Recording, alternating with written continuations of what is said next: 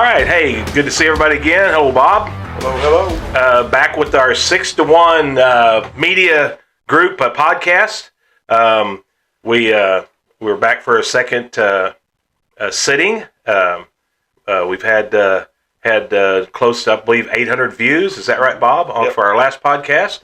Very positive. A lot of people talked to you about it. You want to talk a little bit about some of those people? Yeah, there's been a great outreach, not just locally.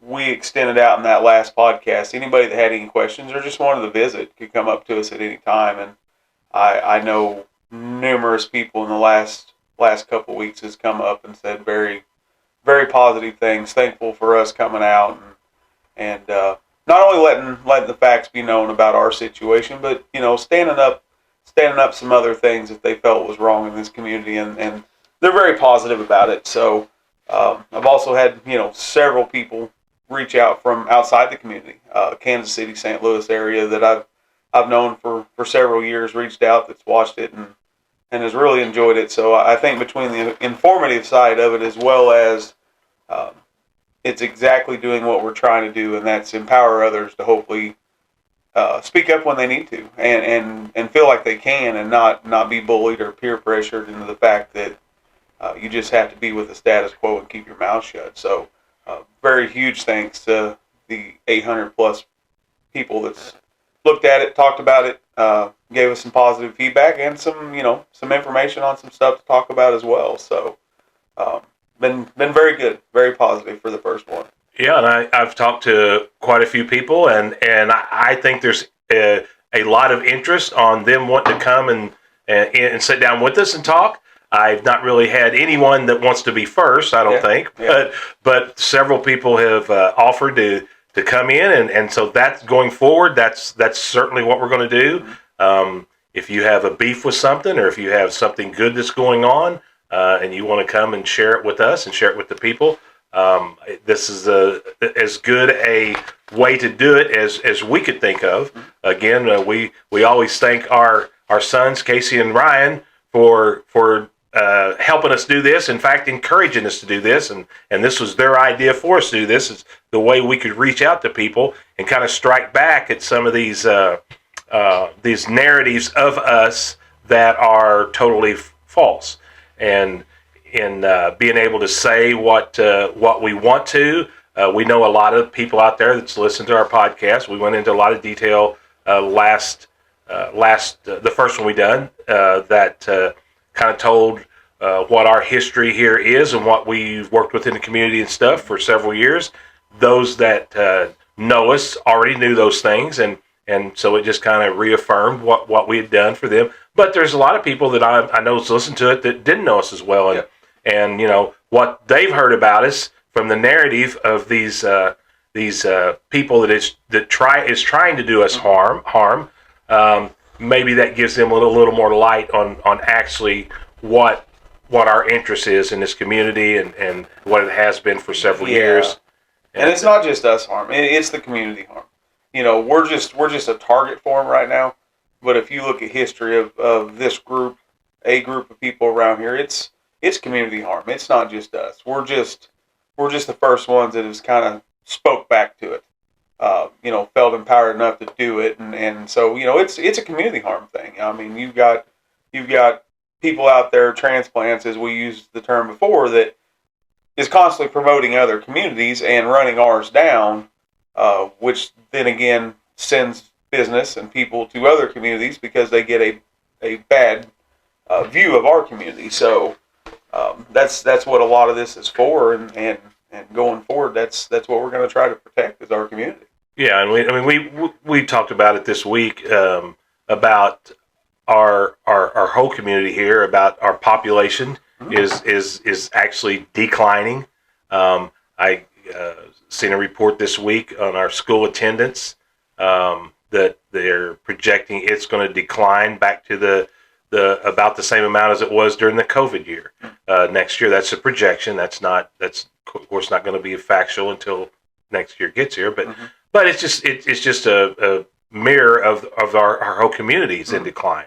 And me and you, has talked about that, and it seems like this has probably been as good for us as anything, because it's made us think more about the community and about maybe reversing this trend and what we want to leave for our kids, because of course I'm a generation ahead of you, but still we're all older. And, some would say elderly. Yeah, elderly. Yeah, I got to be careful. I actually insulted Bob's mom last time, and I will surely say I'm sorry, Mrs. Wolf, by calling her elderly.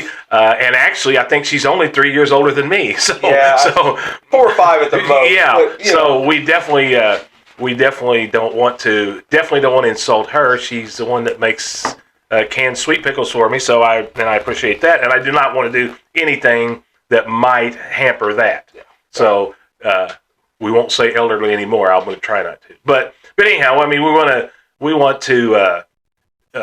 want better for the next generation that's come up, which is our kids and the kids after that. And we had I always felt like I had a good upbringing here.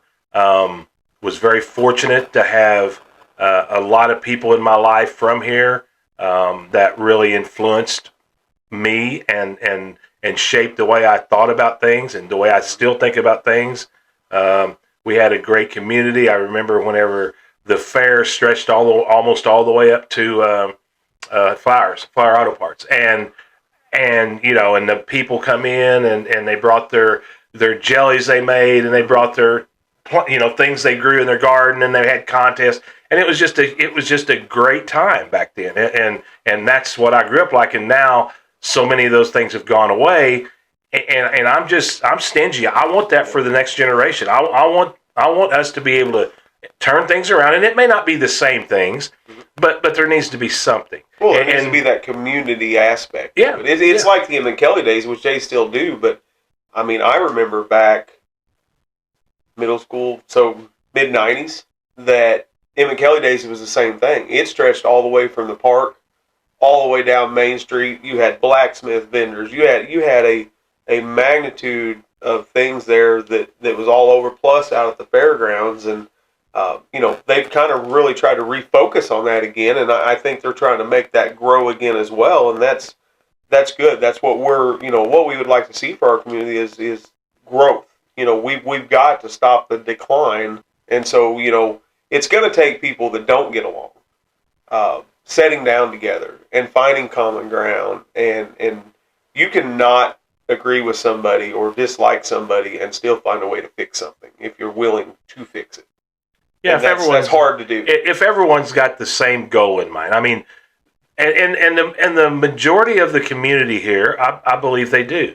There's just a few, but those few set in powerful places, and those are the ones. Those are the ones that are not going to be able to go along for this ride. If our community improves and grows, and I'm of the belief that it's like anything. You either grow or you go the other way, or you don't sit still. Last podcast, yeah, you don't sit still. And so we're at a. I mean, honestly, the elders that were elders whenever I was younger, or most of them are gone.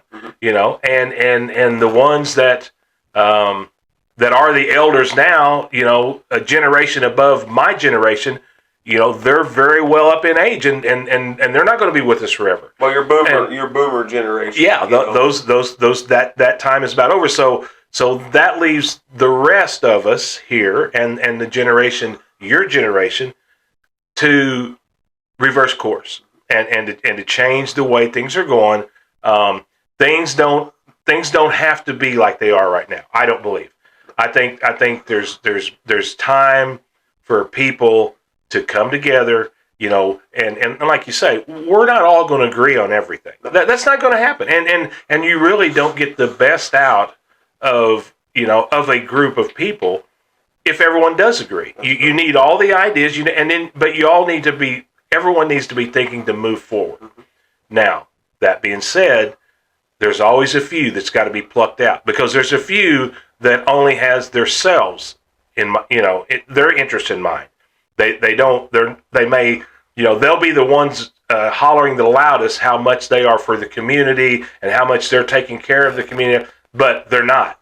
All they're doing is taking care of themselves. That's all their interest is, and they try to deflect the attention from that, so it looks like they're trying to help everyone, but they're not. And those people, those few people, and there's not many of them, but those few people have got to be driven out. Well, you see that by the comments we've had, Yeah. Especially, I know you've had some conversation in the past week with people, on your own, and that's been a huge part of the comments back from the community and back from people that's watched this podcast, and they've said the same thing. They want to see growth. They want to see things and more options for the kids, and not just the kids, but more options for the adults. Mm-hmm. And they feel like there's been a group that has held this community back for so long. I had this conversation less than 2 days ago. It was ever since I was little. It's always been said, there's a group that wants to keep this as a retirement community. That's always kind of come up in conversations, and when there was a large population of your World War II vets, your Vietnam vets, the boomer era, where you had a huge population, they were retiring. They stayed around here, so the population didn't really decline. Well, we're starting to see that loss of retirement age people too, and so now our whole population here is declining on top of that because the younger generation isn't sticking around. We're losing our older generation, and now we're seeing that decline. And so that's been a pretty common consensus across the conversations I've had in the last week is how do we turn that around? How do we keep people here? I've had several conversations with some people within the city, and it's the same thing. If we lose one big business here, our town's going to hurt or very bad. It's a huge tax base. It's also a huge employer. And so we've got to find a way to bring in enterprise, not try to keep them out of their competition. And that seems to be in a common phase around here is, the only way to beat competition is to keep it out of town. And that's not good for our community. No, and that's that group, like I'm talking about, that their interest is themselves, and not the interest of everyone in the community. They're not interested in the future. They're not interested in a better life for the kids. It's sad that that our kids have to graduate high school, and have to leave here. But it's always a better option for them too. It didn't used to be like that. I mean, it used to be where you were from, your hometown was always your best option. Yes. But now it's not like that. But again, that can change. But you also got to think. I mean, going back to that same thing, and this is a topic we're going to hit pretty heavy on because it's always been near and dear to me, and it's the vocational programs because back in the 60s, 70s, 80s, and even up to 90 and 2000 when I graduated, vocational programs were huge.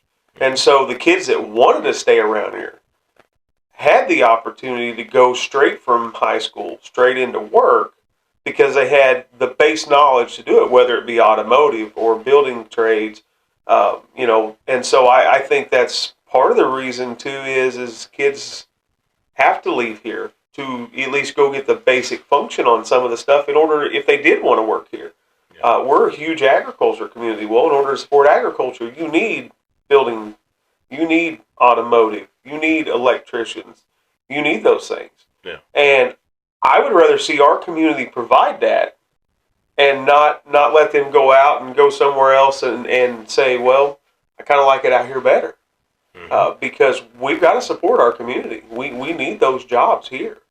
So I think it's, like I say, it's an overall picture of the community as a whole has shrunk, has scaled back, and I think if we can start growing that back, we've seen some very positive things with this CTE program over here with the agriculture program. They just had their district contest. They had 6 of the 10 teams qualify for state out of districts. Mm-hmm. That's huge. I mean, that's a monumental thing. Those kids work very, very hard to do that, and the ag mechanics team, that's a tough one to qualify for.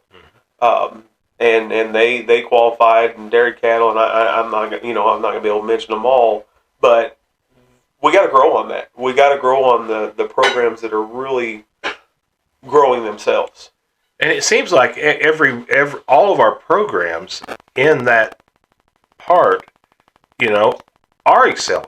They are. And by no means am I saying they're the only ones that are excelling, but it seems like they all are excelling. It seems like we have good instructors that are are sold on helping the kids. That's right. And I need to say before we get too deep into this stuff is that I sit on two boards. I'm a school board member and I'm a Piney Township board member. I can't speak for those boards. And when I'm speaking here, I'm not speaking for those boards in any way. I'm not speaking for myself on those boards. But just because, and this is what I alluded to last time on the last podcast, but I will every podcast because I want it to be perfectly clear that just because I sit on a board does not let me individually be able to say what I want to say, and when you're on a board, you really don't have any individual rights. The only thing you can do at the board is if the majority of the board makes the action happen. It has to be them. It can't be individual board members. So if I want to do something, unless I have the majority of the board with me, it won't get done. But I can't do anything on my own. And so, but again, my opinions, my personal opinions on these things, I don't have to give up that right just because I sit on boards. You still have an opinion. I still have, and I still have a personal life, and I still have. I mean, that's two separate things that I have going, and I keep those separated, and I will keep those separated here. And because there's things coming up that those kind of overlap, But I want to say for sure that I am not fearful of doing something I had not to do because I am speaking as an individual in this stuff. Well, that's something that's come up in the conversations is transparency. That's right. Some of the things that a lot of people in the community have a problem with on boards, whether it be city, school, whatever, is that transparency issue. And you, even though you're not speaking on behalf of the board, you're going to be able to say things and elaborate on why you voted the way you did, why you feel the way you do of how the school needs to go or would like to see the school transition. And that's just a transparency thing. Yeah. And that's why they broadcast the school board meeting live is you still get questions after that. What do they mean by this? How did this conversation go from this to this? And we had that very issue this last board meeting. I watched the board meeting live like I do most of the time if I don't attend, and like I say, the CTE stuff that's very, very near and dear to me. My dad taught the automotive program for a long time over there till it was canceled by an administration that no longer seen vocational programs relevant, and that hurt a lot of people in this community. That was those programs, and when I say it was building or not building trades, but wood shop and automotive, and so I do take that personal because I watched a lot of kids my age learn things in that class that they struggled to learn in basic classes. And a big one, my dad will have kids to this day. I say kids, a lot of them's older than me. Can still say to this day they learn how to do fractions in automotive class or in building trades class, not in geometry or algebra or any math class. They learn how to do it with a tape measure. They learn how to do it with wrenches. And so every kid learns different. And so, I'm watching this board meeting the last time, and I heard the superintendent, Dr. Copley, multiple times say, he's making the recommendation to stop providing transportation down to West Plains, which is where we send kids for the automotive program because we don't have it here currently. And I got to give a big shout out to the board and the board as a whole, because I know sometimes, like you say, you don't make individual decisions. And a lot of times it's hard for the board all to agree 100% on things. But I heard the board, come together as a consensus and say, whether it's one kid or 15 kids, until we have a program here, we need to provide every kid an opportunity. And that was big. That was big to a lot of people in the community. It was weird because it was like that decision had already been made prior to it even coming to the board. And I know that's bothered a lot of people in the community after they put two and two together, because it was just I believe a day or two after an email come out to the parents. And of course, this is after all the schedules are already made and kids have figured out their schedules, that now all of a sudden they get an email saying, hey, we're pleased to announce we're going to be offering, the ability to go to West Plains to the vocational program again. If you're interested, they had like 6 days. And 2 of those days was a weekend to make up their decisions whether they wanted to try to go down there. And so, like I say, we're critical a lot of times of how things operate, but that's one of those times I was glad to see each and every board member step up and make the right decision there. I wish it had been offered a little sooner, because I'm afraid some kids may not have been able to readjust their schedules after having it set, knowing that wasn't available. And I hope that's not the case, but that really bothers me if that was. So yeah, it would be sad if we didn't have any students go down there because they were told that wasn't going to be offered. That's whenever it wasn't that wasn't the case. That wasn't ever decided. Yeah. And the way it was presented, or the way I understood it was presented, was that the schedules were made, and there wasn't, I believe, I don't know. I don't know whether should mention anyone's name or not. I probably won't. There's really no need to. But one school board member asked, how many people had signed up for it, and it was none because it wasn't offered. Well, this was all on live. Yeah, live I mean, cam. It's open session, so it's all. It's still available to see on live cam. It's all it's all open session. So there's nothing we're saying that you can't see right on the video. That's right. And so, but hopefully some of the kids, and another thing is, I mean, that's not the only program that's offered down there. That's until last year we was sending graphic arts students down there also, but we started the graphic art program here, and so those kids now went here for that. Yeah. And so the auto mechanics was all that was left, but we're not sure where that program's going. We had the instructor resign, and so I don't know if we've filled that position yet.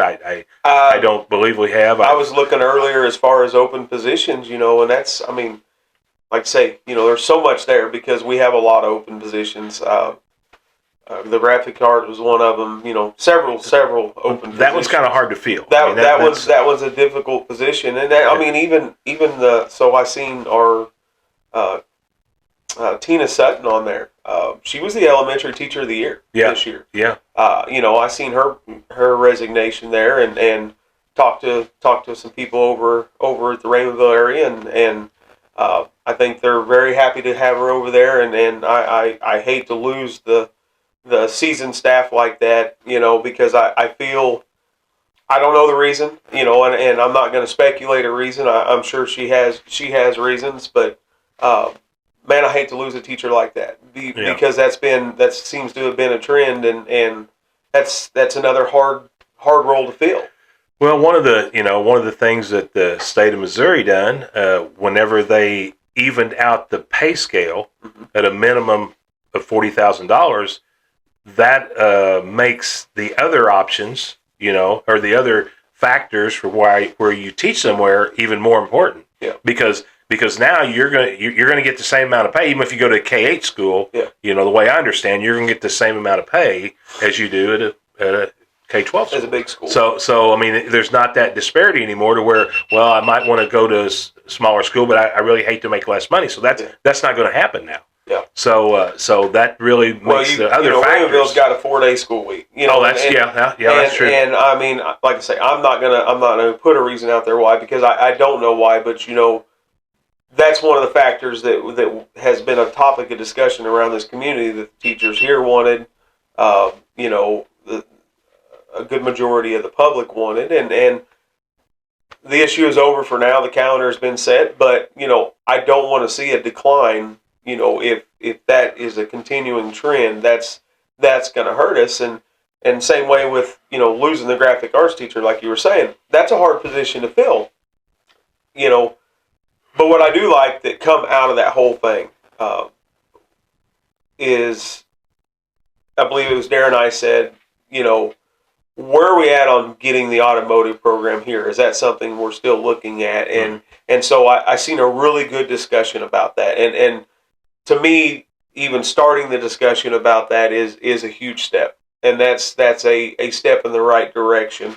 I hope that we don't kick the can down the road on, because I believe there's certainly an interest in it here for the kids, especially if it didn't take 5 hours out of their schedule like it does to go to West Plains.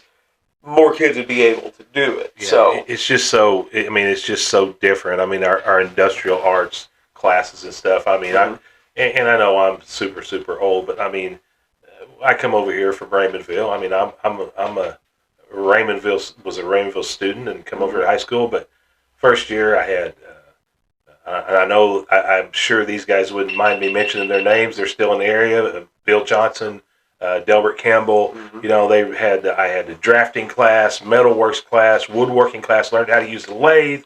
The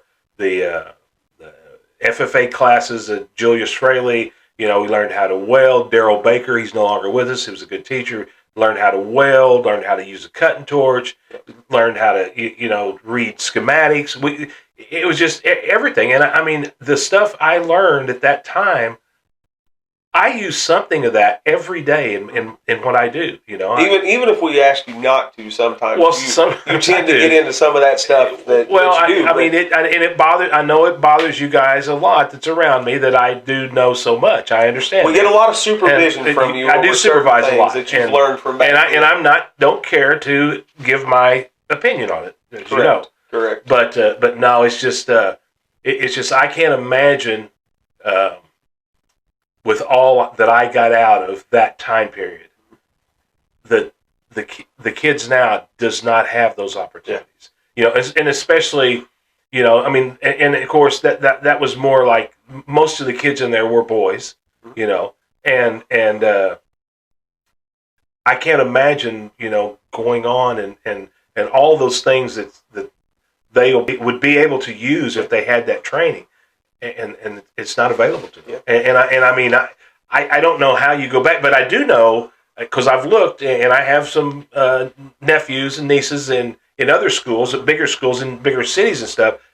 They still offer all those programs. Yes. You can take any of those programs, so it's not like that interest in those programs have gone away. Mm-hmm. It just went away at our school. Yeah. I don't. And you're right. These schools around us. They're seeing a huge growth in that. And like I say, we're trying to grow. I mean, this CTE has grown exponentially. That welding program flew like wildfire, and it's great. I mean, Adam Vandiver does an outstanding job with those welding kids over there. I know he's put a lot of kids right into the workforce, right out of high school. And a community member, Brad Hooper, who has supported that so much, has done and helped that. It would never have went without him. And that's. But that's where our whole thing, ties together, is that community engagement. Exactly right. And that's what it takes. The ability of Brad to say, let me help you, because in the long run, as a local businessman, even if he can get one or two students a year or one student every other, that's a huge benefit to him, because otherwise he's having to drag people that's not going to be spending money around here. He's going to have to find that labor somewhere. Yeah. And so if you can use that labor from here and provide good jobs for those kids, and they're going to spend that money here. Yeah. They're going to bring that money, that tax revenue, back here. They don't have to leave here. They don't have to leave here. And if they do leave here, they can come back. That's right. They employ him, and his son employs a lot of people here. And gives them a very good wage for what they do. My brother's employed with them right now. That's right. And makes a good wage. And makes a good wage for his family, and he has to go on the road. Somebody comes back here and this is where he lives. Very highly of him. He spoke very highly of him. And that's what can happen. I mean, if the right people can get together and do the right thing. Yep. And we're just being held back, like I say, by a few people. Mm-hmm. and the rest of us, the rest of the community has got to come together, and we got to turn this tide and make it go the other way. I mean, we just have to for the future, future of our kids, and we all have an interest. It's all our future, but mainly theirs, and because they're going to be here, longer than the rest of us. I don't want them just to come back here, when they're my age, just to retire. Yeah. I want that they need to be able to work here and raise their families here, start businesses here, That's right. Start employ businesses. People here. Yeah, that's what other towns around us are doing. Yeah. I mean, I've looked around at some of the other cities. There's virtually all growing. There's a lot of population is going up, and not at a huge rate, but it at least is going that way. You need that trend in the right direction. Yeah, I mean, we are. I mean, I remember a time whenever we had the best facilities of everywhere. We had the best businesses. People moved here, because of our town and because of our school. Well, and we're a major thoroughfare. I mean, if you know Houston at all, this traffic down 63 is horrendous a lot of times now, because it's a main thoroughfare north to south between I-44 and 60 highway. So it's got a good location for business. So we just got to figure out how to grow that, and like I say, you start with the education, and you start with the ability, and you work from there. And I was talking to the ag teacher the other day. We're talking about growth of programs. Willow Springs, their ag program has exploded, and from what I understand, on a huge part because of a private donation. They got basically a whole brand new ag shop. It's got a car lift in it, state-of-the-art welding facilities inside, and that's awesome. That is going to give that community a huge boost from the kids that's coming out of that program, and I feel we're on the right track to do the same thing if we can just focus and keep going and push through some of the outside influences and the negative influences on the outside of this, and focus on our community. Focus on our kids and the working class here. Not worry about everything outside bubble. So you got to focus on that growth. Yeah, I'm encouraged that there's a lot of people. Let's talk about the elections a little bit. Big elections this week. Congratulations to Sam Kelly, who's the won the mayor election. Yep. We've visited with Sam a few times here recently. We know his interests are 100% the right way. In building the community, and so now we need to put the partisan stuff aside. Give him an opportunity, give him a support, and help him.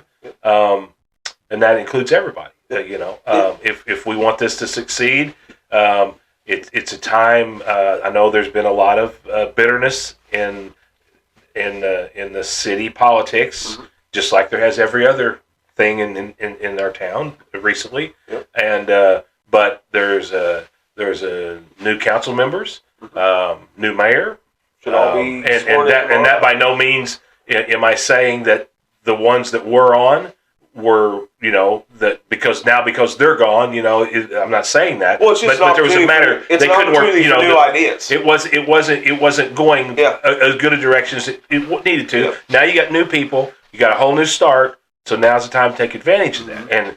And what I would say would happen.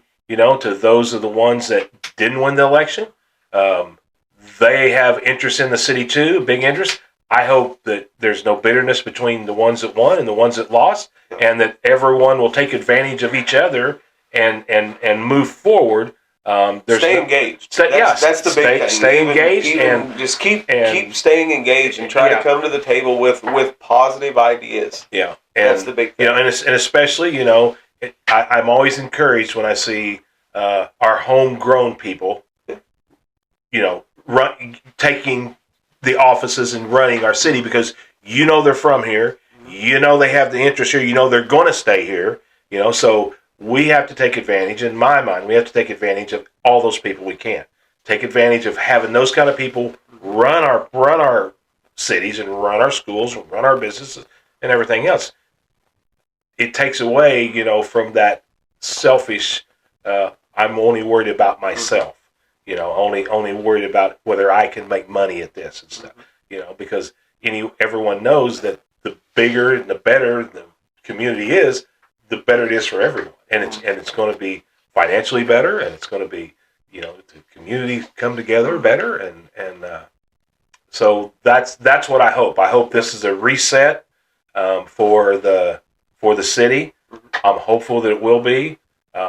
Elections aren't never easy. No. You very few people. You may be one of the only ones that actually was in an election and really didn't even try to win. But for the most part, most people, when they put effort in and they try to win, and then when they don't, it's a tough blow. It takes tough blow. But what I would say to them, coming from the same that happening to me, is don't quit. If you have an interest in the community, just because one time, or two times or three times or whatever, the people didn't think you were the right person at that time for the job, don't quit. But don't quit just because they said no. What I've told a couple of them that has lost that I talked to, you're still, even though you wasn't voted in to represent the whole, you was voted on by a large number of people that would like you to represent them. Still use that opportunity to come sit at the table, attend the meetings. Yeah. Keep the pressure on and try to work with those that did get elected, because you had, 5, 6, whatever the number was, you had a large number of people come out and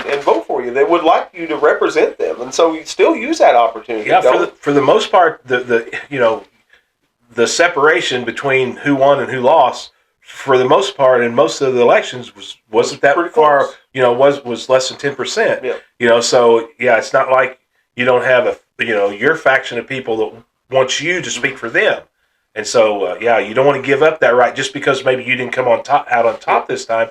There is still a role if you have the interest and the desire to help this community.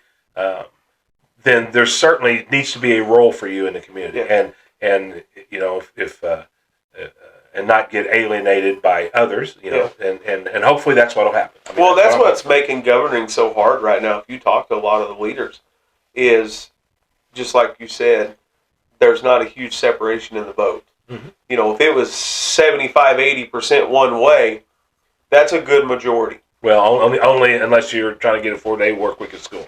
True. So, when you got really close vote counts like that, that means the even split of the community, that's hard to govern, because you're not going to agree with dang near half of the community. And so that's where both sides have to be able to give and take, because, like I say, it is so close on the vote. And that's nationwide. That's not just our community issue right now. And so that's the ones that are running and governing. That's a tough job. You're not going to be able to make everybody happy, and chances are you're going to make a lot of people mad, and you're going to have people out there that no matter what you do, they're going to be against you. And so just for people to be able to stand up and run for those offices, that's a big thing these days, because it takes a big personal hit on you and your family. And I applaud a lot of those people that they have the ability to step out there and put their name out there and take abuse on a daily basis from some people out here that just not fair. You need to hold your power accountable, but just to be against them no matter what they say, black, white, red, blue, we got to get away from that. So another race that was big, the senior tax, that was massive. I know there was a huge campaign against it. Didn't understand the against thing in the broader sense, because they said, well, taxes are going to go up here if you do this, that, and the other. My thing is with taxes, you have to start somewhere. And if it means we have froze a very small section of the population, that's a start, because you have to start somewhere with that. And our senior population, they're struggling just as bad as the young population is. Probably more. They're fixed income. You hear that word all the time, and I hate the fact that there's an opportunity out there that we could help them, even if it's on a minute scale, And honestly, if that means that my taxes are going to go up in the short run, that theirs don't have to, I'm willing to take that bullet. Yeah. Because I'm still able to work and provide, and now I don't like paying taxes. Don't get me wrong, but I'm willing to step up and take that bullet if it gives them a little relief. And the same way with the young generation. It's hard to get started. I would like to see the same thing for the young generation just starting into the workforce and trying to build a future and trying to build a family. I'd like to see them get some tax breaks, to help them get started, help them buy their first home. And I know there's programs and stuff out there, but it is so hard for people to get into those programs and understand that they even exist. So, well, with the kind of cost of things now, it's just hard. It gets harder and harder to get started. Astronomical. And again, like the I'm not going to say elderly, but like the people that is drawing Social Security and stuff, they can't take off and leave and go take a job somewhere else. Right. I mean, their fixed income is where they're at for the most part, and that's what it is. And if the cost of everything keeps going up, they have less and less to spend. Now, a young person, they can take off and move and go somewhere else if they want. The older people can't. So why not give them a break? If you're going to start, like you say, giving breaks to anyone, why not start there? You're talking about a population of people that has worked their whole lives. Yeah. And bought things that they've paid enough taxes on it. Yeah.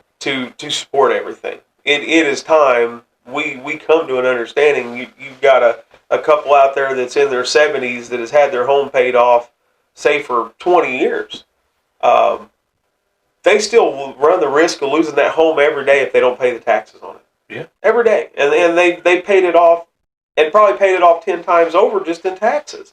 It's not fair to that generation of people to work like they did, to sacrifice like they did, to get to a point in their life that they risk losing their home because they can't afford the taxes on something that they paid for. And some will. They will. Some, and you read about it in the on the news. Some they will. Or hear about it on the news. Some people lose it, and it's a lot of it has to do with the cost of living. Yeah. It doesn't their increase of their check doesn't coordinate with keep up with inflation. It doesn't keep up with inflation, and that's right. And I mean, and there's nothing they can do about that. Mm-hmm. I mean, they can't go back in the workforce. Yeah. They're subject to. So and it was reflective of that vote. I mean, it. And that was just a Missouri vote, wasn't it? That was in Missouri. That was just and I don't know how many other states do that, or if any other states do. Yeah, I'm not sure. Well, you've got a lot of states that you don't pay certain taxes anyway. Yes. I mean, I believe Montana's one of them. You pay zero personal property tax. Once something's paid for and taxed one time, it's done. Yeah. Missouri. Well, that's kind of like we are on vehicles and stuff like that. You pay them when you first buy them. Some states you only pay tax whenever it's bought new. After that, you don't pay sales tax on it anymore. Yeah. But and Missouri, you take some of these vehicles you can see around here probably that you've probably seen change hands 15, 20 times over the last 20 years.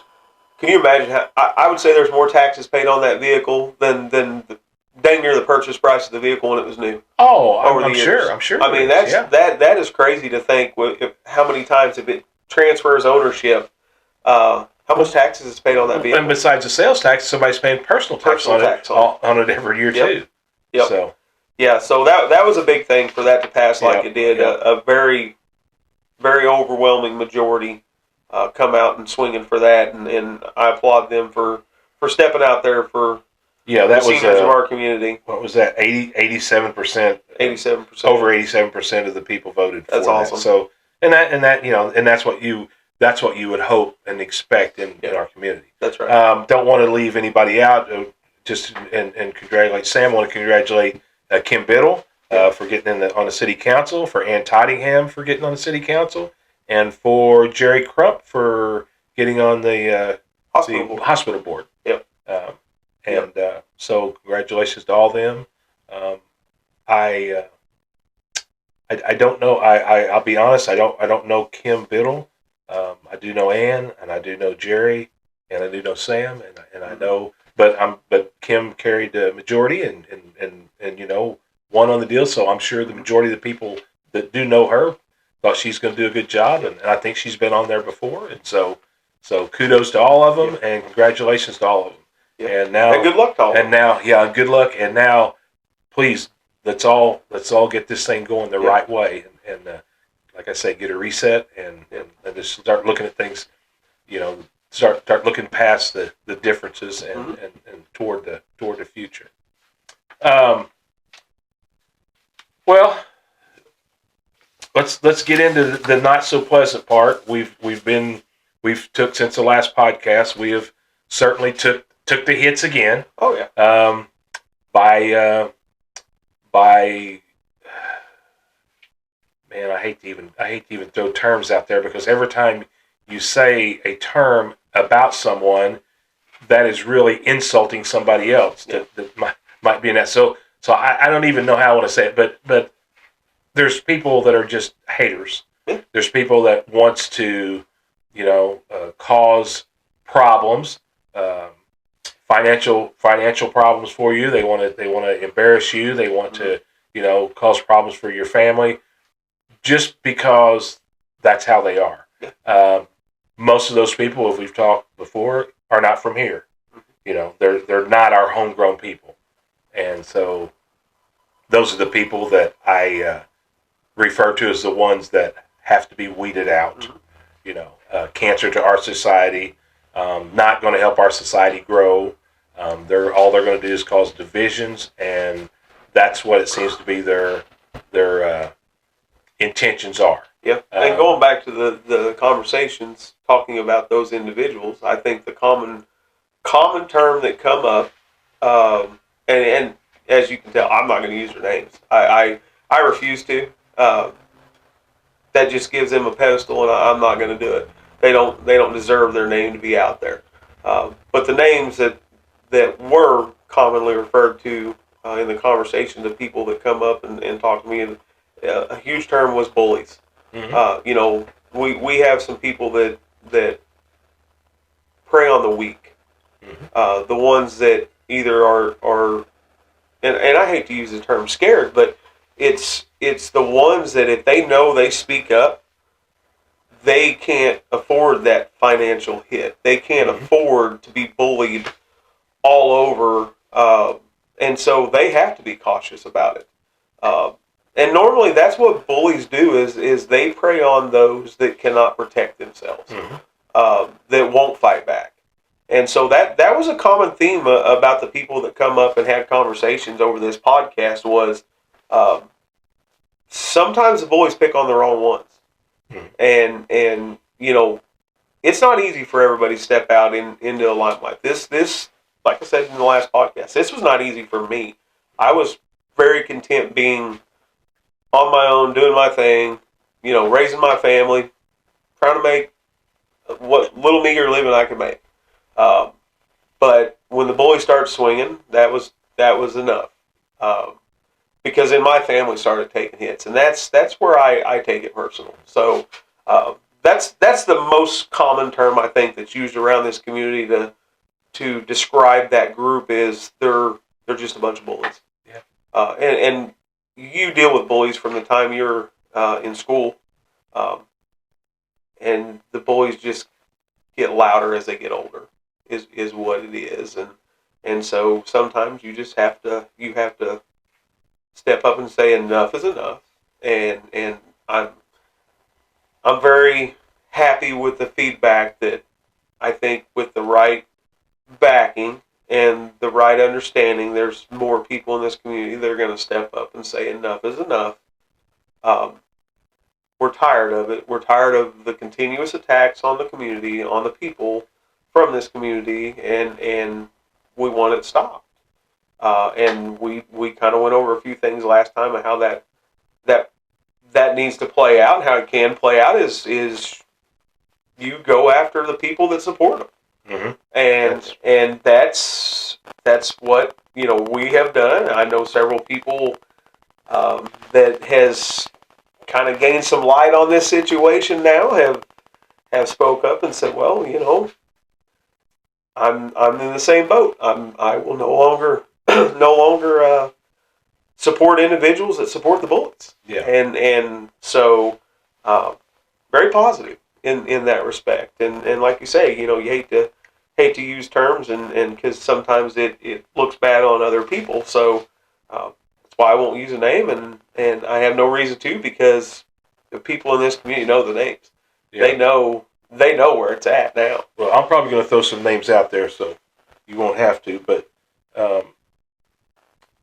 you're right. You know, I mean, a lot of times, and you know, they can get a platform of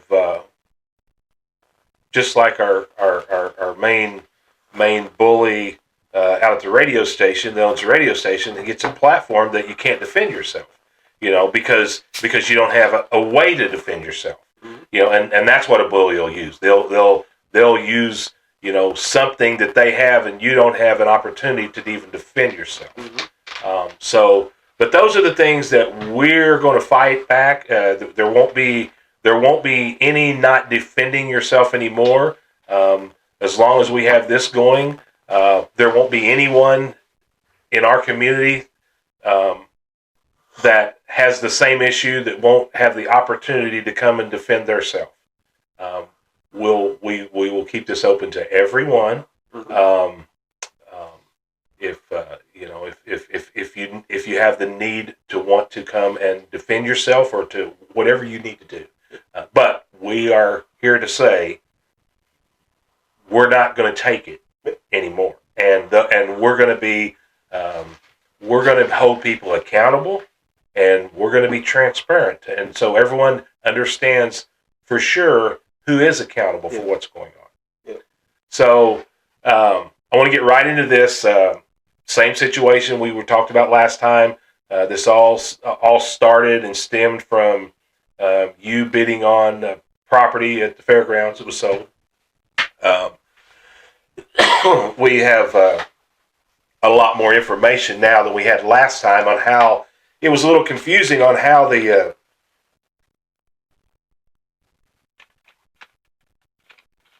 how this all even got started. You know, because it didn't make any sense. Well, why it was such a big deal? Yeah, why it was a big deal? Why they were so adamant? You know, so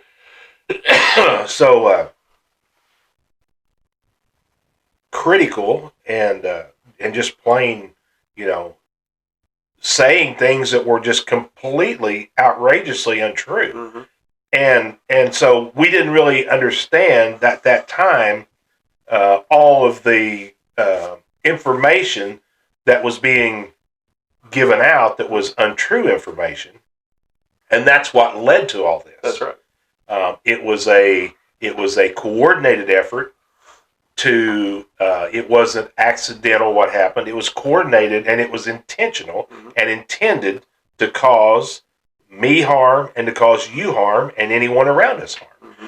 There's no question now. I mean, between the last podcast we have and now, we have all the information that proves exactly what happened. And we know what happened. And we are taking the steps that are available to us to counter this stuff. Let's just leave it at that. Yeah. I mean, there's things you have to do in situations like this. I could throw a million things up on the board, and until they're verified, it'll do exactly what was done there. It causes harm without proof, and I'm not going to do that. You know, that's this whole thing started. You know, and sunshine requests started flying, and you know we've used that term on the last podcast, and I know a lot of people probably don't understand the sunshine request policy. State mandated thing. The reason the state even created the sunshine law, or what they call the open meetings law, is because of things like this. So things cannot happen behind closed doors that can cause harm to the public. Mm-hmm. And that's, you know, like I say, that there's an appearance of that, and the beauty of the sunshine law is that if you use it correctly, you can find out your information you want and then take whatever actions you need after that. But it can also be abused, and you can use it in a negative manner and start putting stuff out before you ever even have the information back. Yeah. The hard thing is one, knowing how the sunshine law works, mm-hmm. And knowing how to use it correctly. But you also have to know what information to ask for, because places that know sunshine law are very slick sometimes. Because if you miss the wrong comma or the wrong period or don't ask the right date or the right word, they ain't going to just hand you the bundle of information. They're going to keep it very limited, and so you have to be very, very good with sunshine law in order for it to be used correctly. So I know you've done a lot of research. I've used the sunshine law myself. As you can tell, I haven't put any of it out there. Yeah. Well, what and for I know I've had people ask me, what exactly is a sunshine law? Well, it was a law that was created for government bodies because government bodies are funded by taxpayer money. Then everyone has the right to know how those government bodies operate and to keep the decisions they make them transparent to everyone that is the stakeholders, what they call the stakeholders, which is everyone that's involved, everyone that pays taxes on it.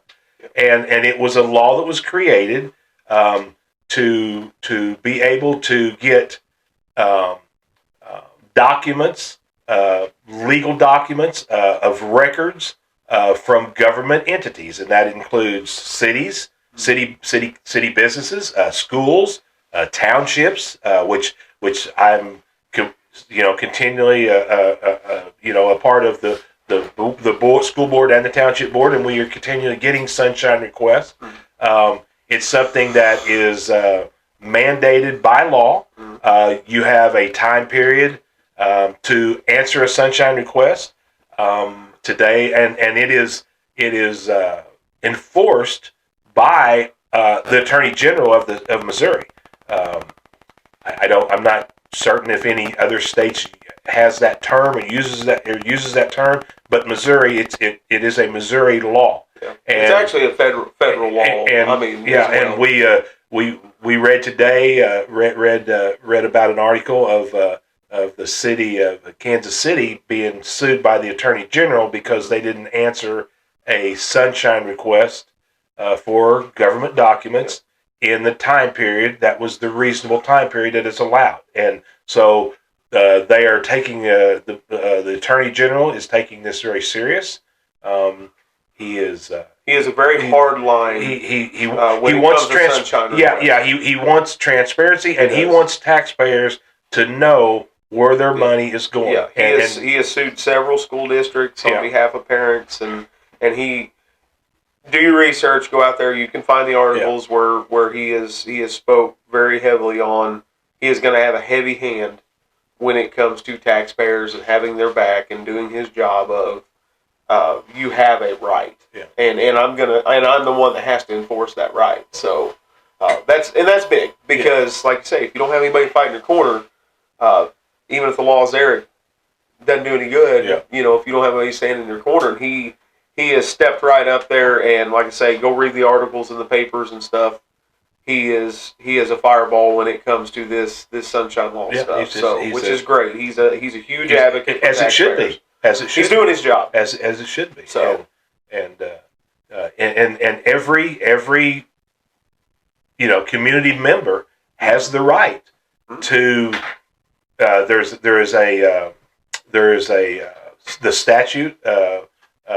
I think it's RSO or R610 or something, but you can look it up under sunshine law. But everyone has the right to make a sunshine request to any government entity over any documents. Mm-hmm. Now, each government entity has to have what they call a custodian of records, and have that title, and the sunshine request goes to them if you want some kind of documents, and they have a time period to where they have to fulfill your request, and it has to be provided. It has to be accurate, and it has to be in a timely manner, and that's kind of what we got into here. And whenever the sunshine law is not followed correctly, it can lead into situations like we've got ourselves into right here. And so let's get into that a little bit. But this whole thing started about the land and about me being accused of getting insider information was the exact term that was used. Insider trading was used. Using a position to have financial gain for myself. Those terms were all used.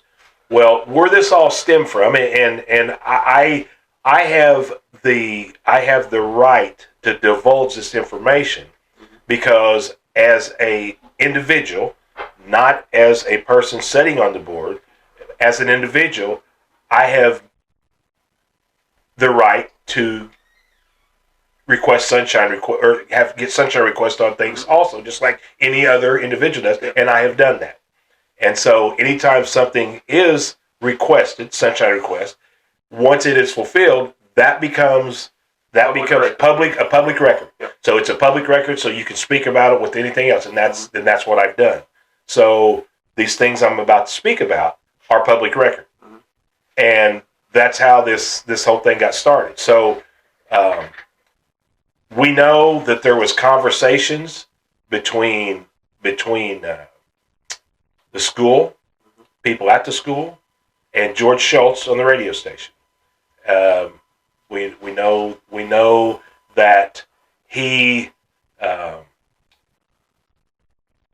was inquisitive and sent a sunshine request for information on me and on whether I sat at a closed school board meeting and that discussed the purchase of property and bidding on the property.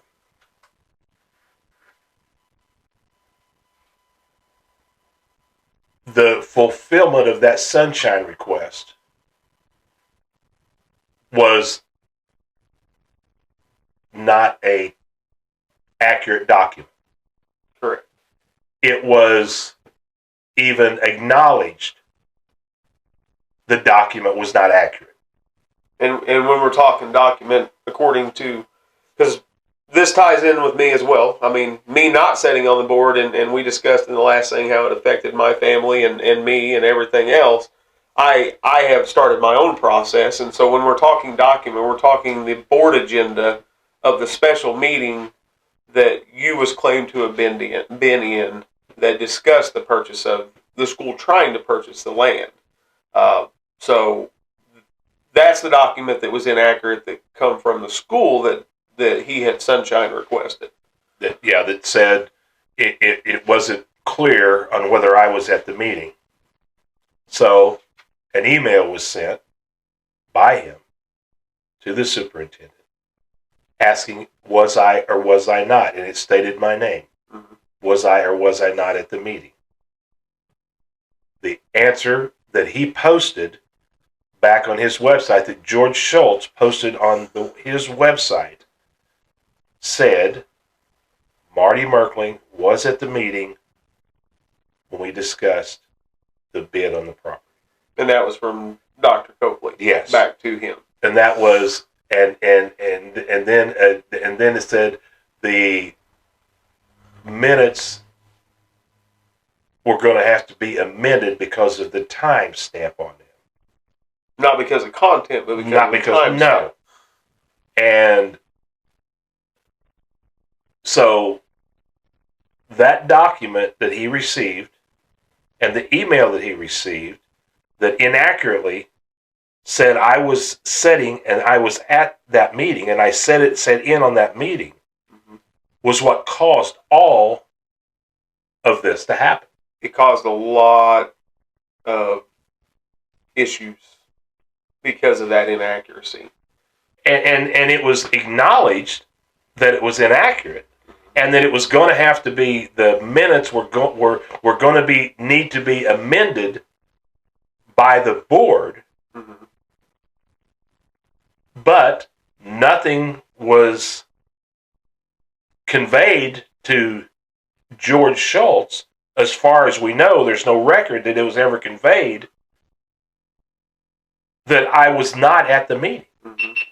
So he continually, and to this day, continually says that I was at the meeting, that I got inside information, and I passed that information to you.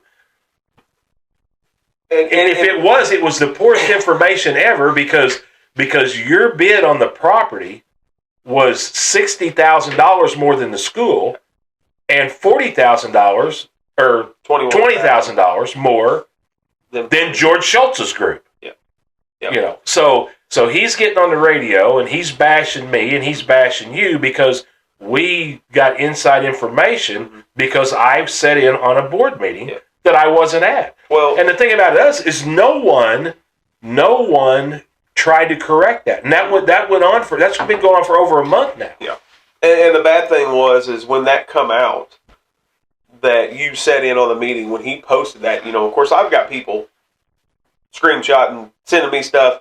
I don't pay attention to that crap. I didn't care. I've got a job to do, but I got a whole following out there of good friends that, you know, they look out for me, and so they wanted to make sure we knew what was going on. Sure. And so, you know, of course, get home from work that night. I'm on the internet. I'm looking at board minutes. They're public record. The school board post them, or the school post them online right after, you know, usually within 72 hours of the meetings. And so I'm going on there and I'm looking at the minutes that's online, and the minutes that was online showed that you got to the meeting at like 4 o'clock or something like that, and you left the meeting at 4:15. Yet we're saying the timestamp wasn't accurate, but you was in the discussion. And so I'm sitting there looking at the minutes that the school had posted. And I'm like, well, it says right here, so what did they get? You know, I'm going, even if the timestamp's wrong, you wasn't there for the discussion. And so I'm like, how is this fueling him to push this narrative now when it's on your own district website? And so I started looking into it myself, and I emailed Justin Copley. I'm like, you know, exactly everything that's going on. Look, you know, my family has taken an immense amount of harassment and abuse over a misconception that's been fueled by the school, that there's some inaccuracy going on, and I actually requested a sit down with him, wanting to discuss and clear the air of what's going on, because he's saying over here, Marty was in the meeting. You say on your district website he's not, but the minutes are wrong. What's going on? I sent this email, and it took a few days to get a response. I know he's trying to run a school. He's a very busy person, but he did reach back out. But in the response, it was very pointed that the school had nothing to do with this. There was no clarification on anything, and that the discussion was over. You know, that they were moving on. The discussion was over. They didn't have nothing to do with it. He wasn't going to meet with me, and so, of course, I responded back and told him as well that, you know, this was after the board had met again, and you guys amended the minutes. And so when you go on there now and you pull the minutes, the old minutes are there, the new minutes are there. And you put all four of these, both closed session and open session, side by side, and it's a rat's nest. And so in my response back to him, I might have been a little harsher than I should have. I tried to be cordial, but, you know, like I said, this is a month of stupidity because of this. And so my response was very simple to him. It was either very intentional or very incompetent on the school's behalf that somehow they had two different sets of minutes. And it caused a lot of chaos on me. And I really thought it deserved an answer, but he was very clear he was not gonna discuss it. But it proved the point that inaccuracy, whether it was intentional or I don't know how a public governmental body would make a mess up like that. Well, I don't know why it wasn't corrected when it just let it go on. I mean, everyone knows and everyone heard the abuse that was going on, and no one said anything about it. No one corrected it. No one, you know, they couldn't have corrected it because it was every day. Yeah. You know, and like I said before, you know, we take abuse pretty good. you know, and we don't let it bother us, but still, it does affect us. Every man's got a limit. I mean, they brag about the wide, array of listeners that they have all over Southwest Missouri. Yep. Well, businesses that I'm in, I rely on businesses in Southwest Missouri, to give me loads for my trucking company and everything else, and the people that knows me, and you're the same way in your business. The people that knows me is not going to listen to the crap because they already know me. But all those other people that would be future potential customers, when they hear my name, what's the first thing they're going to think of? They're going to think, well, I heard about you on the radio station. They're not going to do business with me. So it does affect me. Whether I focus on it and let it, that's different. It still causes harm. But it still causes harm. And it causes harm to our families and the people around us. And the whole thing, the way it played out and the way it happened, it was intentional. There's no question. Because it could have been stopped. And it wasn't stopped. And as far as I know, I don't know that it's been stopped now. I don't know. I suppose if George Schultz wanted to do another sunshine request and get the actual accurate minutes of the meeting, he could. But with the way he's going still now, I don't think he has any interest in finding out anything different. His whole deal on the radio was he kept saying he's doing all this investigation on because someone at the school asked him to. Yeah. So who possibly at the school would be asking him to do an investigation on this? That's very strange. Well, and as a school, I'd be wanting to put a stop to that myself. Get out there and say this. Get out front and say publicly, because that's a bad look on a school district that you're attacking. One of your own board members and one of your own patrons. Yeah. And the thing is, like I say, if you didn't intentionally do it, you didn't intentionally do anything to stop it. That's right. That makes you just as culpable at that point. You're becoming part of the problem, and that to me is a huge problem, because you're representing our community that now is being attacked because the information you provided was incorrect, and you did nothing to get out there. Yeah. Like I say, there's nothing short of an apology or we messed up on these. I apologize. These minutes were wrong and they caused this harm. There's been nothing of that. No. But that to them would be admitting fault, and they're not going to admit wrong. Not right now. Not right now. But I am adamant that this thing is going to be made right. Yeah. I am not going to sit back any longer and not defend myself. Well, and it goes beyond that, Marty. It goes to the next step of what we said before. If they can do it to one, they can do it to anybody. Exactly, and they do, and will. That's the point where, like I say, you sometimes you pick on the wrong one. Now, I can move on. I can self-correct certain things. Like I say, the feedback on what we have got out there, huge. Absolutely monumental, to have people come up every day. People that I hadn't talked to in 20 plus years sending me messages. Had one guy that I was friends with in high school, and we went different directions afterwards, and he moved back here within the last couple years, and we had talked a little bit on and off since he had been back. Ran into him at ball games. He actually sent me a message, saying how proud he was to be my friend, and that was huge. That and it was because of that podcast, because of stepping out and saying what we had said, and that's the thing. Now it's not just fixing and righting the wrong that was done to us.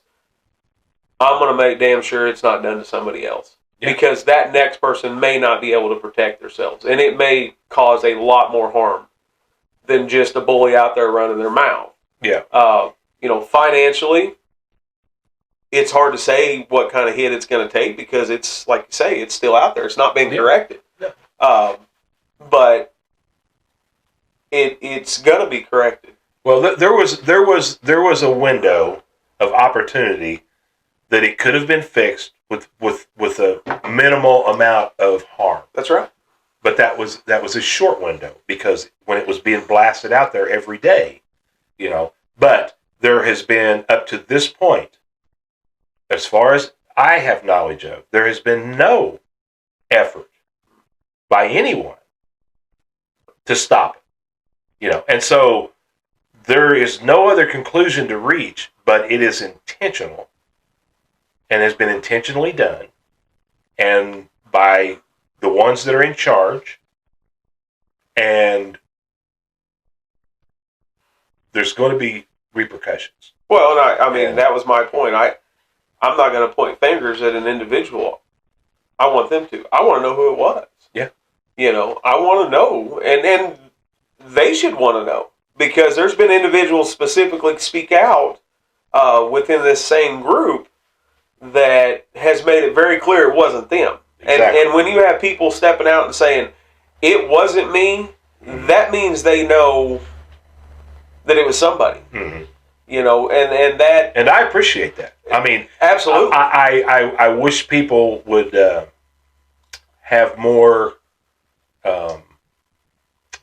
be able to step up and say more than just a private conversation, but that's better than nothing. That's right. And you got to figure, and you have to think about, people has a problem putting themselves out there, and because they don't want repercussions against them, and they can't, and maybe they can't take the repercussions, and so I understand that, but I do appreciate when someone steps up, and even if it's in private, and says, "Listen, I had nothing to do with this," and I appreciate that. Because that reaffirms what other people have said, and what we knew all along was that we was done harm. Yeah, we was intentionally done wrong. harm. That's right. And now the motives behind it, I have not been behind the scenes of being critical to certain things about the school. I'm passionate about that school. Daughter's going to graduate next year, and the boys, they graduated a few years ago. That doesn't mean my passion for the school is going to stop. I'm going to have grandkids one day. I've got nieces and nephews. I've got nieces and nephews that don't even attend the school in the school district because it got so bad on them, their parents pulled them out, and that kills me. And the homeschool population is growing, not just here but nationwide, because of that same sentiment. Mm-hmm. I don't want that. I want them to be able to hold their heads up and go to school and say, "This is awesome. I love going to school." Yeah. And so, but when you've got things like this going on, like I said before, I can't justify pushing them to. You're right. You need to go to school. I mean, but again, like I say, we have very few people that needs to be weeded out, but we have some that do. I mean, it's just that simple. We're not going to be able to improve as a community. We're not going to be able to have the best for our kids that we can have unless people that does intentional harm to others for absolutely no reason is weeded out. And when people need to start asking the tough questions. I mean, I've heard it for years around this community, and it's, well, they're really good people, and I agree. A lot of these people around here that has some issues with other people, it's character issues. Well, this isn't a character issue on some of these people, because I know they're good people. They're just not good at their job. Yeah, that's the problem. And I can think you're not good at your job and still think you're a good person. I know that seems to be a hard thing for some people to swallow, but I draw a line between this is professional and this is personal. Because trust me, I have both sides now. There is a personal side to this, and there is a professional side. Yeah, I can distinguish between that. Others cannot. Well, I would say to that is there is some people that is very good at pretending to be a lot better person than they really are. So you always got to keep that in mind. Also, the shell of what you see might not be what's under that shell, and so. When you tell me somebody's a really good person, if they've done really bad things, maybe they're not as good a person as you think they are. Yeah. I'm not too, don't really care too much about, well, if they're a good person to me, that's all that matters. No. That's not all that matters. And it's not in a position like that, because it's got to be for the common good. It's got to. That's the thing. That's exactly. It don't matter if it's against one student in the school, that person is a bad person to. That you're in a, and this isn't any particular position over there. When you're in those positions, you are hired, and it is your duty to be the best you can to every single student in there, good or bad, whether they're good or bad students. That's your job. Yeah. And it's a hard job.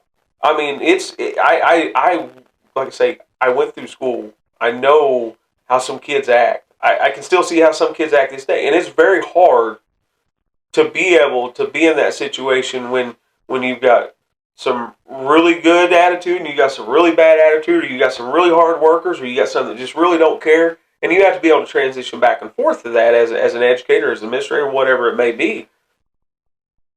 And we know it's tough, but it's your job, and you've got to be able to do it. And you cannot single students out. You can't single parents out just because you don't like them, or just because they're critical of you on certain issues. That's your job. You're going to be criticized on certain things. Like I said, and a lot of times, you're not going to make everybody happy. But when it comes to laws, there is no gray area. No. You have to follow the law, and when called on it, you need to answer for it. It's that simple. That's why they write policy. That's why they have policy, and that's why this Attorney General Bailey is adamant about the sunshine policy. Yeah. It's adamant that you are going to be transparent to these and you're going to be held taxpayers, and we're going to hold you accountable. We're going to hold you accountable. That's exactly right, and rightfully so, because there's sections of the population in this community that are looked past like they're not even standing there, and good people, really good people, hardworking people. They just don't run in the right group. No, and that's after this last podcast out. That I actually sat and watched it myself, which was kind of weird the first time watching yourself on TV.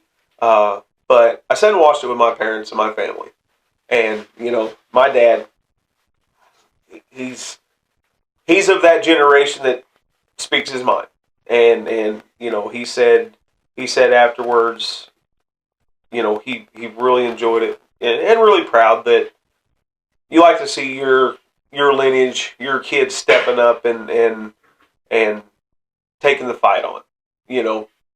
My dad fought in Vietnam, just like a lot of his generation did, and a lot of them went and didn't want to go. A lot of them were forced. Dad actually signed up to go. And so served for many years, retired. And so, for him to say that was huge to me. But the next thing he said, was, and some conversations now that people's had with him that he's friends with that has seen it, is my ability to run in several different groups. That chameleon, I have hung out all the way from the janitor level to the director level in government agencies. And you have to be able to, if you're going to try to be successful in anything you do, you have to be able to understand those above you and those below you in your job. If you're going to have any empathy or understanding or compassion, you got to know what the one below you and above you is dealing with. And when I say above too, because I've had a lot of supervisors over the years I was very critical of. That I expected them to do their job because they expected me to do mine. And so having one of my best friends from high school as my supervisor for several years, that was a learning curve for us. And we had a lot of good conversations about it, but a lot of people at that level of that agency knew, kind of like I've been with my kids, I'm harder on them than I am anybody because I hold them to a high bar. I was the same way with him. If I thought he was wrong, it didn't matter if he was my friend at that point. He was my supervisor, and I held him to that standard, and right in front of everybody. But in the same sense, I was his employee. If he'd come to me and gave me a directive, it was done. But that's that understanding we had of those levels. He had been at my level. He had been in the shops. He had been down on that level.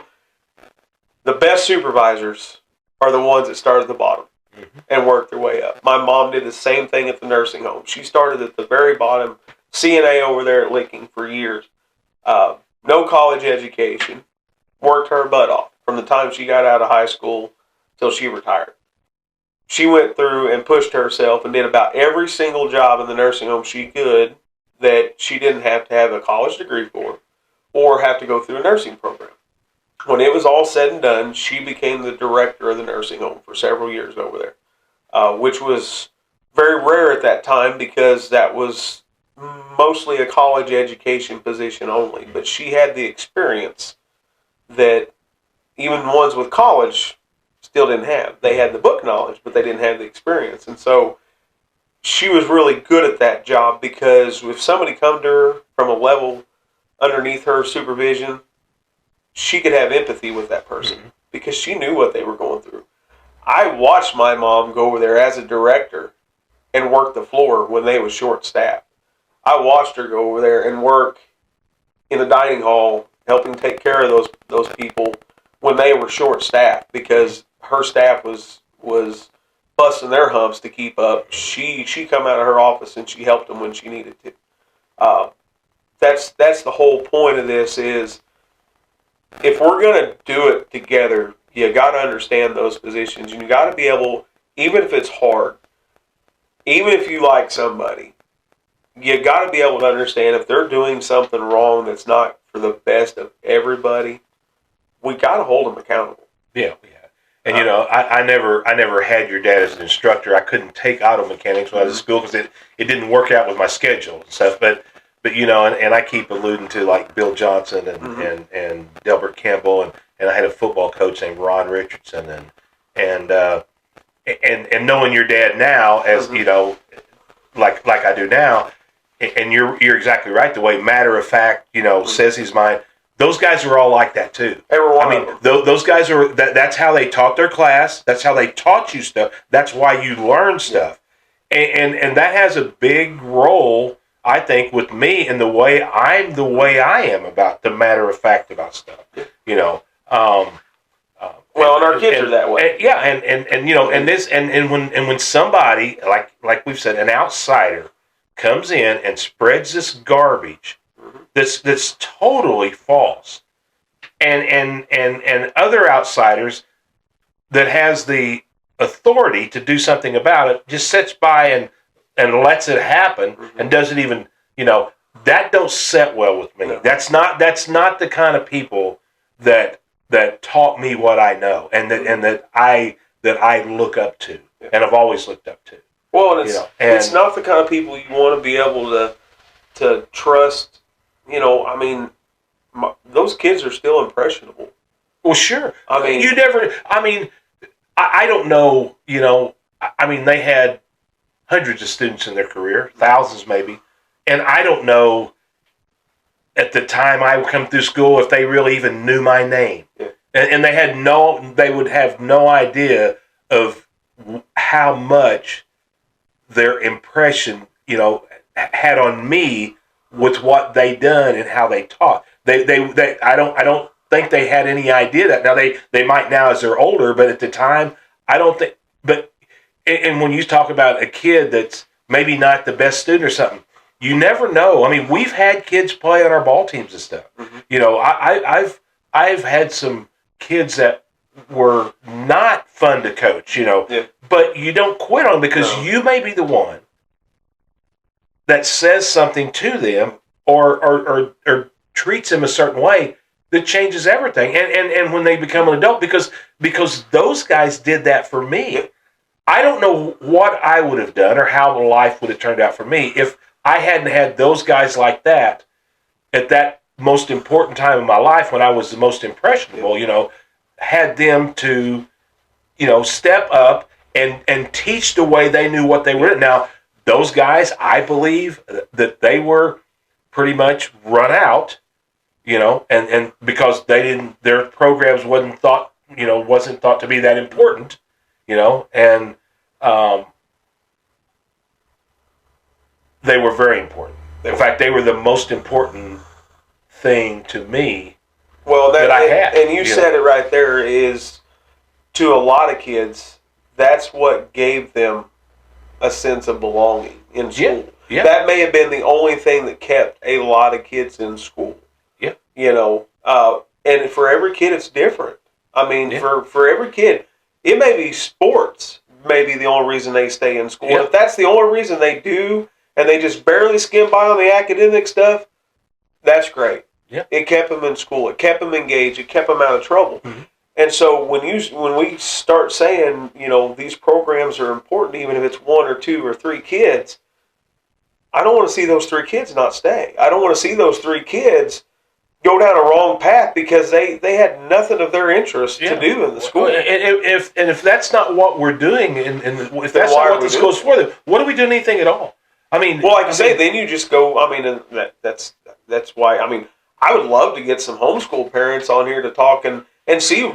What's the big drive? Why? Because to me, it never made sense. I mean, for me, because I wanted my kids to have the personal interaction, and honestly, I've put my kids in situations that had a high risk of failure for a reason. We pushed our kids in baseball to a high risk of failure by competing them at levels sometimes it was way beyond their capability, because it taught them a valuable lesson in life that even if you think you're outgunned, you're outnumbered, you don't give up. Mm-hmm. You do your best, and you see how it comes out in the end. And so you have to learn how to deal with failure at some point in your life. It's better off to learn it when you've got somebody around you to help you pick you back up than when you're out on your own. And so, that's why I say that was my drive with keeping them in a school system and interacting and all that.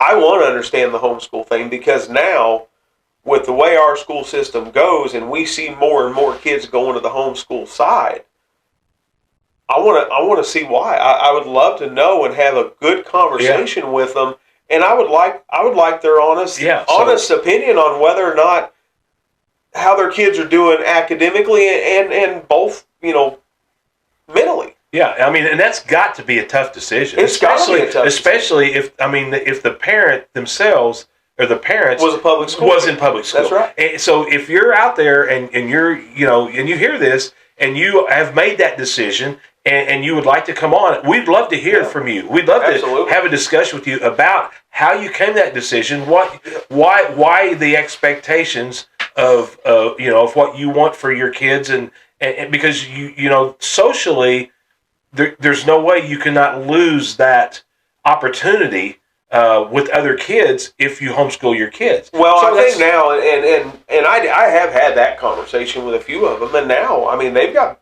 as many homeschool kids as there is now. They got groups that they get together and they do activities and they do things, and especially now with social media and stuff the way it is. Well, it's easier, I'm sure, but still there's a separation. I mean, still you just think about what you had when you were in school. Yeah. I mean, all those relationships and all those, they're missing out on them. I mean, they're having a different relationship probably, but like I say, if the parents went through the public school, what is it about when you were in school that how were you able to make this decision? And so, I know there's some bills, there's some bills going through and being talked about in the state that wants to allow homeschool kids or require to allow homeschool kids to do the extracurricular activities in the school. Yeah.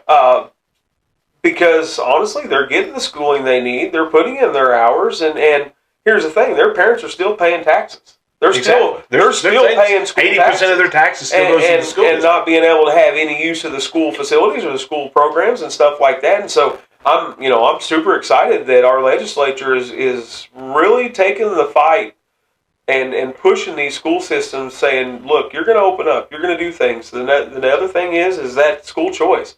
Yeah. It's steamrolling right now. Yeah. And, I know there's some negative things out there that people have against school choice, that, it'll hurt schools, it'll do this. I have the big opinion on that, and I've said it for the last couple of years, that it kind of keeps getting brought up. It's simple to me. Just be the school of choice. Yeah. be the best school, and then you're not going to get hurt. And yes, there's going to be some schools hurt by it. There's no doubt you're going to lose your top few percent athletes, your top few percent, well, the best schools are going to get the best kids. That's I mean, right. and as it should be. And it's going to be tough. But as a parent that is paying, a lot of money a year, you want the best education for your kid. Sure. And I mean, to be able to make that choice, which it should be the parent's choice of what they feel is the best for their kid. Because I mean, my wife and I had this discussion with my daughter. That we didn't feel for the longest time that Houston was the best choice for her. Mm-hmm. And so we offered her freshman year to pick her school of choice, and we was going to pay for her to go wherever she wanted. Mm-hmm.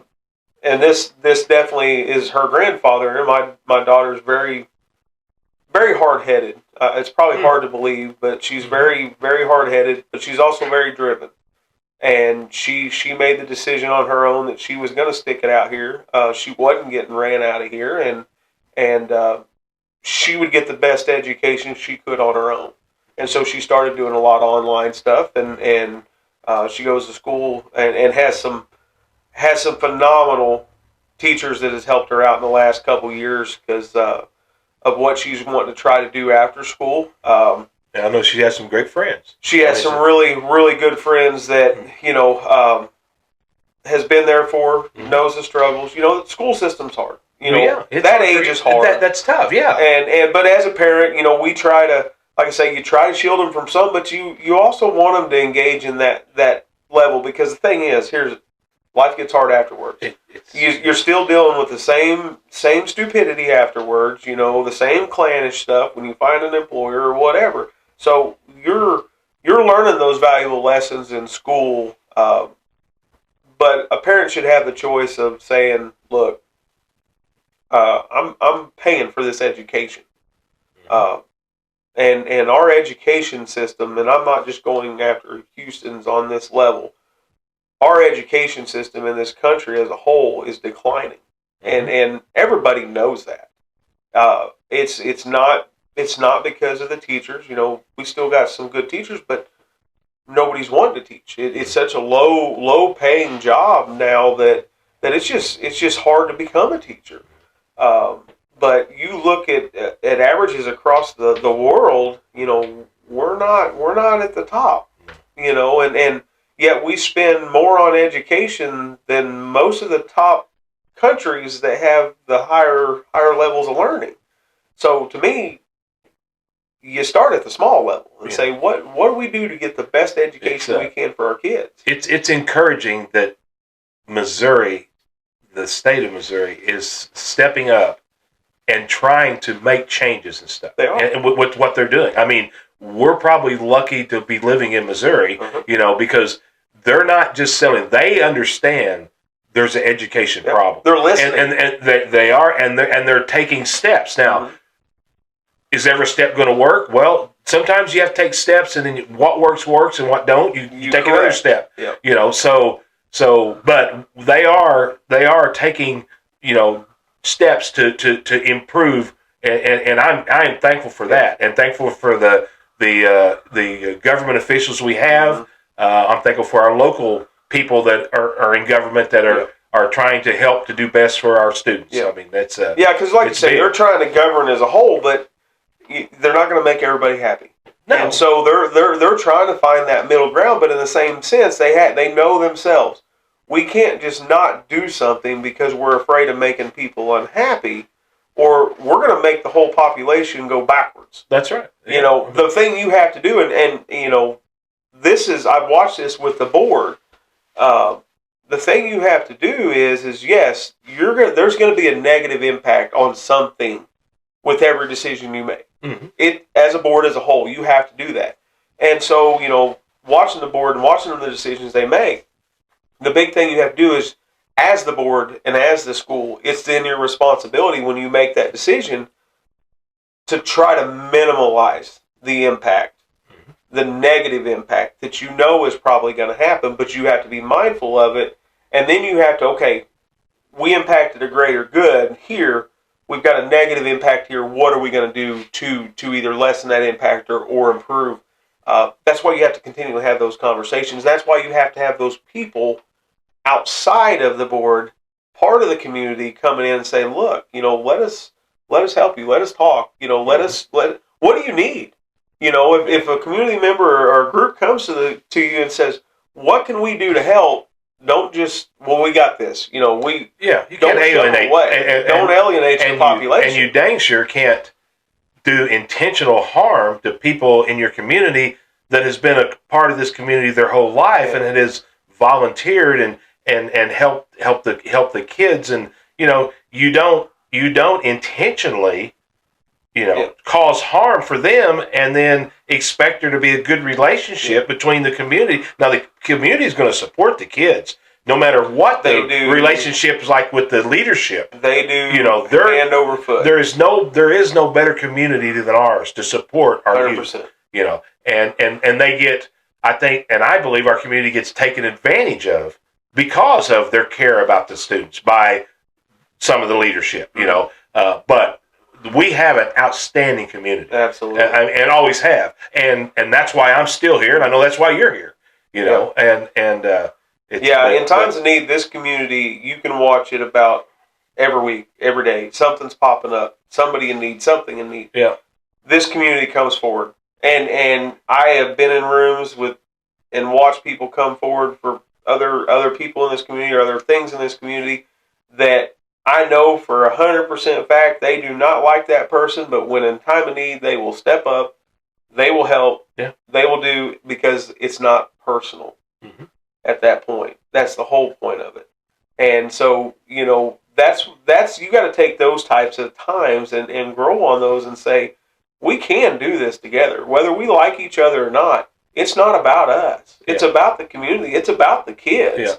I want your kid to succeed just as much as mine. Yeah. I don't want any kid to fail in that school. No. Because when a kid fails in that school, it's a failure on our part as a community. That's right. What did we not do to make sure every kid has the opportunity to succeed out of that school? Or what did we let happen that maybe we could control? And that's why what we continually talk to the community about, everyone step up and help.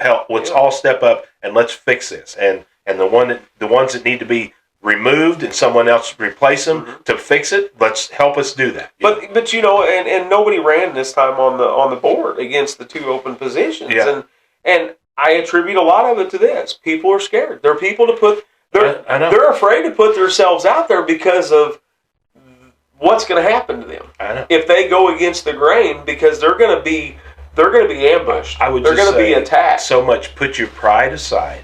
I mean, I run once and I got beat, and I turned right around and run again. Put your pride aside. Don't take it as a huge insult if you don't win. If you want to help the people and you're adamant and you're passionate about it, get right back up and go again, and just keep going and keep being a factor. In the community and in the kids' lives and stuff. You see so many people run for offices and you never hear from them again. Yeah. You never. And I mean, the reason they wanted to be on boards and stuff is because they had a passion for the kids and stuff. Don't let that go away just because one time it didn't work out. Come back and and help fix this. That's what you got to put. In my mind, there's nothing shameful about trying to step up and do something just because the majority at that time don't think it's a good idea. There's nothing shameful about that. I mean, it's and people need to understand. And I learned this lesson from Dad. We had this discussion the other day. A lot of times, you're on the right path when you start seeing the resistance. Mm-hmm. When they really bare their teeth and batten down the hatches to fight, you're heading in the right direction because they're drawing the battle lines. And so don't be intimidated by it, because you're going to have opposition. The way this whole thing's worked here, they pulled all stops. Yeah.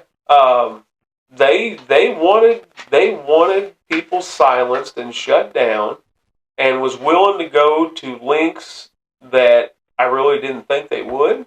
Illegal links. You know. But they went to lengths to shut us up. Yeah. Over some and what's sad is all the issues I've had with the school, I've kept pretty well between me and the school. Mm-hmm. I've not publicized. I've actually had some issues and went and had personal conversations with some school board members before you got on the board, and the superintendent, and worked some things out. Didn't have to blast them on the internet. Didn't have to try to make them look bad publicly, and because I thought that was the right way to do it. Just like this last email with him of trying to have a one-on-one conversation because of everything going on to clear the air. Because a lot of times miscommunication is the cause of a lot of problems. That's certain. And so I always felt, and that's why I did it the way I did it, I wanted to give the opportunity before I made accusations to ask the questions with that individual sitting across from me, to see what their reactions were, to see how they answered it, and to have that way I could take the perception, all right, I believe you, because then you can take not just the words, but you can take the body language and everything, and as a person, you're able to then disseminate that and say, oh, okay, I believe it wasn't you, but I still believe it's somebody within this school. Mm-hmm. I wasn't afforded that opportunity, and that's fine. They have that right. There's no doubt about that. But the state has some guidelines that they really like issues to be solved, if possible, administratively in-house before going on the next steps. And so I have record where I have tried to solve everything in-house, and I mean, like I said, our community and our school doesn't need any more black eyes, but I'm also not going to be intimidated and my family intimidated and harassed without answers. That's right, without it being unanswered. And that's all I want. I want answers. Yeah. So, well, Bobo, we better wrap this up. This definitely was a hit on us. Yep. Intentional hit. We got the loudmouth at the radio station, and as far as I know, he's still there. They're still announcing all of the sports programs for Mountain Grove. They're a Mountain Grove station that's located in Houston. Mm-hmm. We certainly want to encourage people to, if some businesses advertises on that radio station, I do no business with them, and I would encourage anyone that wants to help our cause to not do any business with them. He's still a member of the group at Piney River Ford. We're made the statement last podcast, and will again. If you want to help our cause and help the cause to get rid of these people like George Schultz, get him out of our area and out of our just away from our community, because that's the kind of people we don't need here. Buy your Ford somewhere else. Have your car worked on somewhere else. And in fact, I'm going to go to offer an incentive. First 5 people that lives within 20 miles of Houston that buys a new Ford from any other dealership besides Piney River Ford, I'll give them a $100 bill. That'll buy your gas and buy you a steak dinner for buying somewhere else. First 5 people that brings me proof you bought a new Ford from some other dealership, I'm going to offer that for right now. First 5. I'll buy you lunch. And like you said, and there's nothing against. I mean, and again, I've said before, nothing against Rick Dixon. In fact, I seen him yesterday or today. Spoke to him. Spoke to me just like always. But again, I want him to get rid of that cancer of our society in claiming to be a part of his business, and I want him to be separated from him. They don't deserve somebody like that. Again, I said I've known them most of my life, considered them friends, but I can't support them if they're supporting someone like him, knowing he's saying stuff about me and about you and about us that they know is not true. Well, not promoting our community. No, that's right. And promote we mountain have growth, to promote our community. And so that's what I'm going to put out there. That's what I'm going to leave you. We're going to leave you guys with. Of course, it's everybody's choice what they want to do, but that's what we're going to encourage everybody to do. And again, you have information of ours where if you want to come and talk to us about something or discuss something with us, we're going to be more than happy to start having people sit down with us, and we'll have a good discussion. Yep. And till then, we'll say take care. Thanks.